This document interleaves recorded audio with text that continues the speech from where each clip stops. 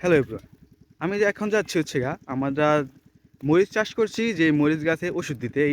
আপনারা জানেন যে এখন ইদানিং প্রচুর ঠান্ডা পড়তেছে, যে কারণে মরিচ গাছের পাতাগুলো অনেকটা থুবড়ো দিয়ে যাচ্ছে। যে কারণে মরিচ গাছের পাতাগুলো যাতে থুবড়ো না দেয়, সেই কারণে কিছু ওষুধ সেখানে স্প্রে করবো আমরা। চলুন আপনাদেরকে বিস্তারিতরা দেখিয়ে দিই ভিডিওর মাধ্যমে। এখন এই ওষুধের প্যাকেটগুলোকে কেটে এখানে প্রায় 4 পদের ওষুধ আছে, যেগুলো প্যাকেট আস্তে ধীরে কেটে ওই বালতির ভিতর সবগুলো জমা করা হচ্ছে। যাচ্ছি মরিচ গাছ ওষুধগুলোকে গোলানোর জন্য পানি নিয়ে আসতে। এইখানে সামনে হচ্ছে নদী। এই নদী থেকে আমি পানি নিয়ে এখন স্প্রে করার জন্য ওষুধগুলোকে গোলাবো। এখানে সামনে যেটা দেখতে পাচ্ছেন এটা হচ্ছে নদী, যেখান থেকে আমি আমার কাছে কলস আছে, যে এই কলস দিয়ে আমি এখান থেকে 1 কলসি পানি বুড়িয়ে নিয়ে আসবো। আমার হাতে দেখতে পাচ্ছেন একটি কলসি আছে। এই কলসি দিয়ে আমি এখন আমার সামনে যে নদী, আমার এই যে এই পাশে যে নদীগুলো, এই নদী থেকে আমি ওষুধ মিশ্রণ করার জন্য এখান থেকে আমি 1 কলসি পানি নিব। আমি যেহেতু যেখানে অনেক শীত, এই পরিমাণে অনেক জ্যাকেট গায়ে দিয়ে আসছি, যেগুলো এটা কারণে পানিগুলো একটু উঠাতে একটু অসুবিধা হবে। যাই হোক, এভাবেই আমাকে পানি উঠাতে হবে, কোনো করার কিছু নেই। এখন আমি যাচ্ছি কলসি নিয়ে নদী থেকে পানি উঠানোর জন্য। দেখা যাক কি হয়, করে না গেলেই হয়। নদী থেকে পানি ভরাবো, দেখি।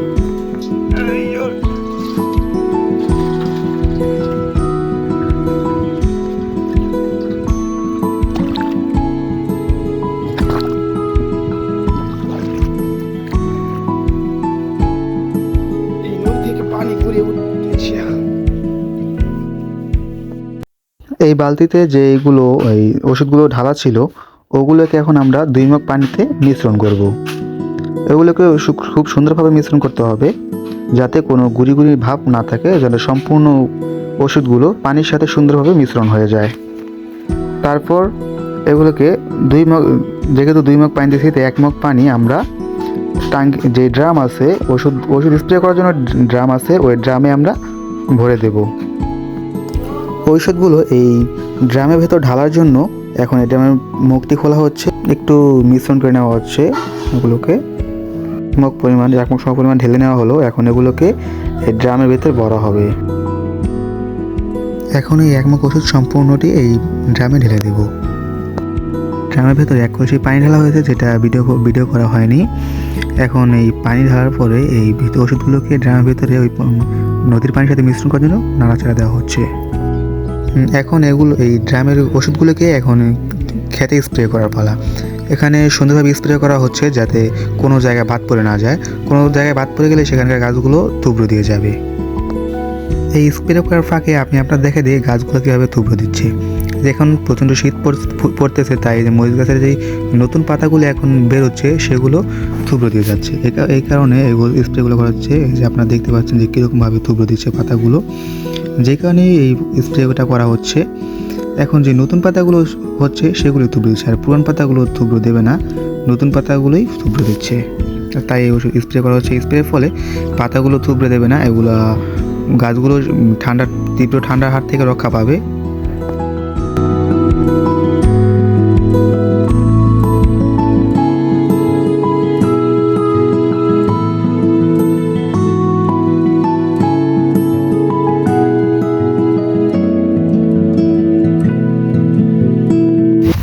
আপনারা আমার পিছিয়ে দেখতে পাচ্ছেন, এই হচ্ছে আমাদের ক্ষেত। এটা যে ক্ষেতে এখনও মরিচ ধরে নাই, মরিচ গাছের ফুল আছে।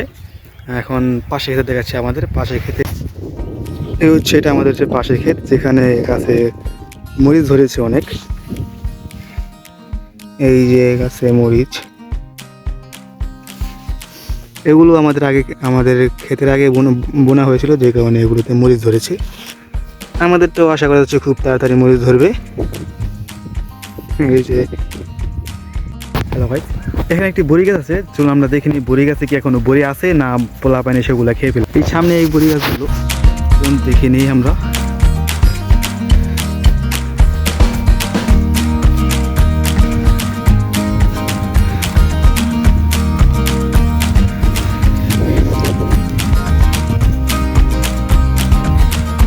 এখন যে বড়ি গাছটি দেখতে পাচ্ছেন, এই বড়ি গাছে প্রচুর বড়ি ধরছিল।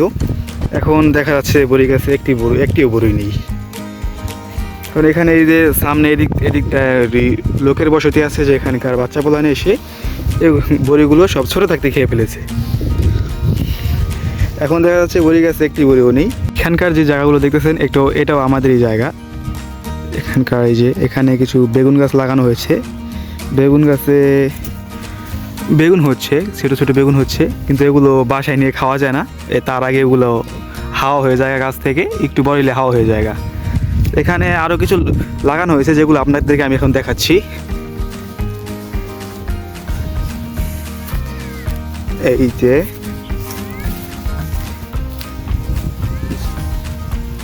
যেখানে এগুলো কিছু রোপণ করা হয়েছে, আরও লাগানো হয়েছিল, যেখানে এই 2 তোপাই খালি হয়েছে, আর বাদ এগুলো সব মরে গেছে। যেহেতু এখানে বালি মাটি, সেজন্য এখানে কিছু হতে চায় না। তারপরেও যে দুটো তোপা গাছ জ্বালিয়েছে, এটাই অনেক। এই হচ্ছে জিলিপি গাছ। এখানে জিলিপির সময় গাছে প্রচুর পরিমাণ জিলিপি ধরে, যেগুলো এখানকার অনেক বাচ্চা প্রধান আছে, তারা এসে এগুলো খেয়ে ফেলে। আর অনেক পাখি আছে, তাদেরও জিলিপি হলে তাদেরও অনেক খাবার এখানে হয়। এটা হচ্ছে সরিষা ক্ষেত। এখানে ফুল ফুটেছে, এই ফুলগুলো দেখতে সুন্দর। এই ফুলগুলো থেকেই সেই হয়, যে সেই থেকে বীজ হয়, এই বীজগুলোকে ভাঙিয়ে আবার তেল পাওয়া যায়। সকলের প্রতি দোয়া রইল, আপনারা ভালো থাকেন, সুস্থ থাকেন। আর শেষ পর্যন্ত আমার ভিডিওটা দেখার জন্য সবাইকে অসংখ্য ধন্যবাদ। আর আমার পাশেই থাকবেন, পরবর্তীতে দেখা হবে অন্য কোনো ভিডিওতে। আল্লাহ হাফেজ।